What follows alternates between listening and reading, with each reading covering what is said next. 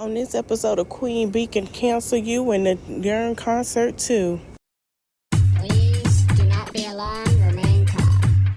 Do not attempt to leave the dance floor. The DJ booth is conducting a troubleshoot test of the entire system. I'm one of one. I'm number one. I'm the only one. Don't even waste your time trying to compete with me. No one else in this world can think like me.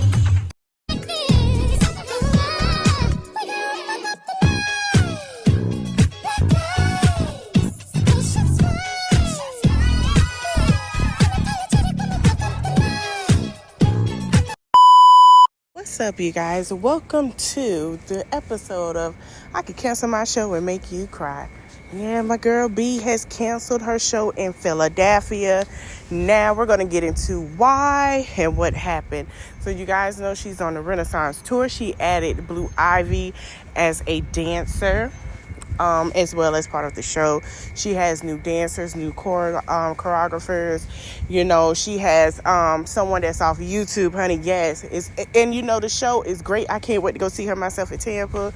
I'm excited. So Beyonce is coming to America. She's been in Europe for a while, and she say due to production logistics and scheduling issues, unfortunately the August 3rd Pittsburgh stop of the Renaissance tour will not be taking place. Refunds will automatically be issued at the point of purchase. If you have any questions or issues regarding your ticket order, please contact your point of purchase.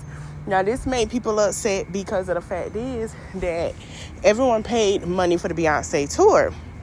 And from what I'm hearing is that basically there was something wrong and going on. So it says, due to production logistics and scheduling issues, the September 13th Seattle stop of her Renaissance tour has been pushed back by the day. It will now take place September 14th. All previously purchased tickets will be honored for the new date. Now, from what I'm hearing is Pittsburgh, Philadelphia had some things going on with production. People weren't aligning with the production. There was some things about people having issues with production. It was a lot going on. A lot. So then another date that's been pushed back is Kansas. And it's going to be pushed back to October 1st. So they're going to honor your tickets if you have them from September 18th on October 1st. Okay, now a lot of these other shows have two have 2 days. Some of these shows have two. Now Beyonce might give us, give y'all a two day just as well to make up. We don't know Pittsburgh what the issue is, but that's allegedly what I've heard, that there was some production issues, things going on with that nature. If you guys have seen it, people have been recording on TikTok what the everything looks like and all that. So they said that there was some scheduling issue. There's some replaced dates, for the world tour. Now, here is the thing. A lot of people paid $1,500. So some people might see if they could get their money back and go to another state. I have a feeling that New York is probably going to be the most sold out, or Colorado, somewhere, not Colorado, I'm sorry, y'all, Connecticut, because they're all in that atmosphere. So a lot of people might be taking trips, just like they did when they went overseas, to go see Beyonce. Beyonce has a huge fan base. Everyone's been seeing, the work she put in. We've also seen the big effects of the show. It's all great. And a lot of people are like, oh, okay, now we see why the tickets are so much. I want to go. So I'm going to tell you this. Atlanta got 3 days. And I was like, I'm not finna sit here. I won't even be in town. So I said, you know what? Ain't nothing wrong with catching me a flight back home, seeing my friends, seeing my family, and go see the show and get some good old food. Because I'm going to see Beyonce whether anybody like it or not.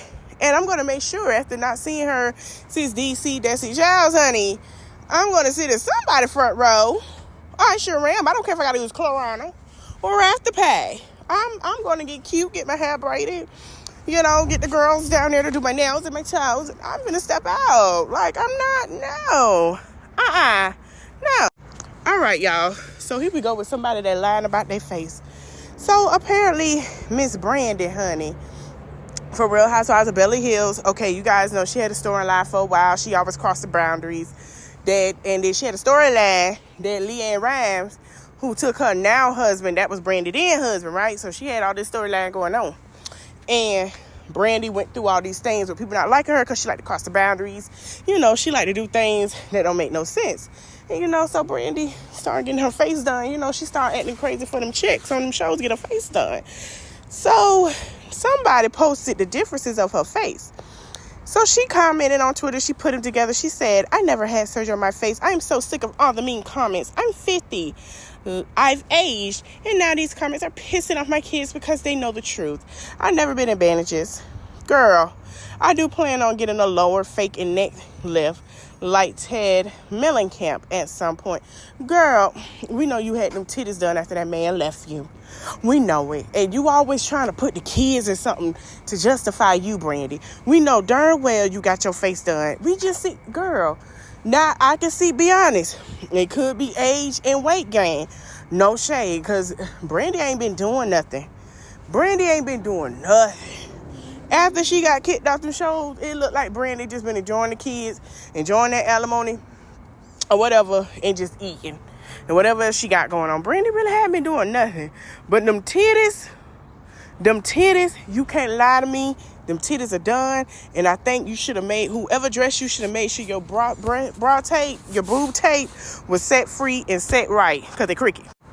All right. So Cardi B was getting, you know, right now, Cardi B is enjoying her life. Cardi B has been in Paris. She also been in Paris with her nemesis, honey. Yeah, so it became a little Twitter beef. But in between that Twitter beef, a lot of people was like, oh, Nikki, don't talk to Cardi. That's going to lower you, this and that. I disagree. So, and I'm going to be honest. These girls know what the hell they doing. So everybody sitting here picking a side, they know what they doing. So Charlamagne decided to go on his show and talk about how Cardi B has initially shifted the rap culture. And I want to say I agree. This is why I say women in the rap game right now, beef, no beef, work, whatever, is killing it right now. They're killing it. They know what they're doing. So Charlamagne decided to say, you know, Cardi shifted it just like Jay-Z and Drake. I agree to that too. And he also go into this clip to explain why he felt that way. So here's the clip. Cardi shifted that. Cardi she started using that influence to. Cardi shifted that in the culture. And I didn't even think about that till you said it just now. But Cardi shifted that in the culture. Because Cardi made it to where, you know, you the OG, you the person that's made all the money, you sold all the records, but you have no problem putting your arm around that next person.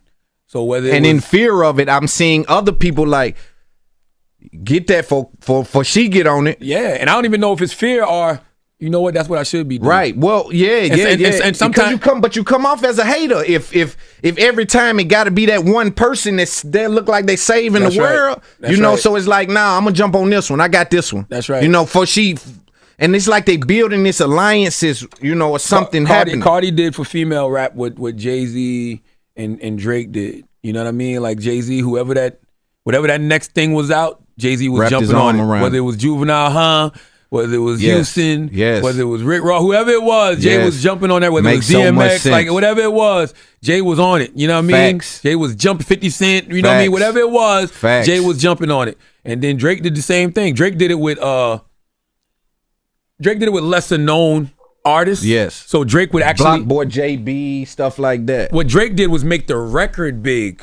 I think what Jay did with those cosigns, he made the artists big. When Jay jumped on Dope Boys Go Crazy remix, point. When Jay jumped on Dope Boys Go Crazy remix with Jeezy, people start looking at Jeezy different. You hear him on Rick Ross Hustling remix, start looking at Ross a little bit different. You know what I mean? You see him jump on Juvenile High, it's like, damn, maybe I got to start taking this down south.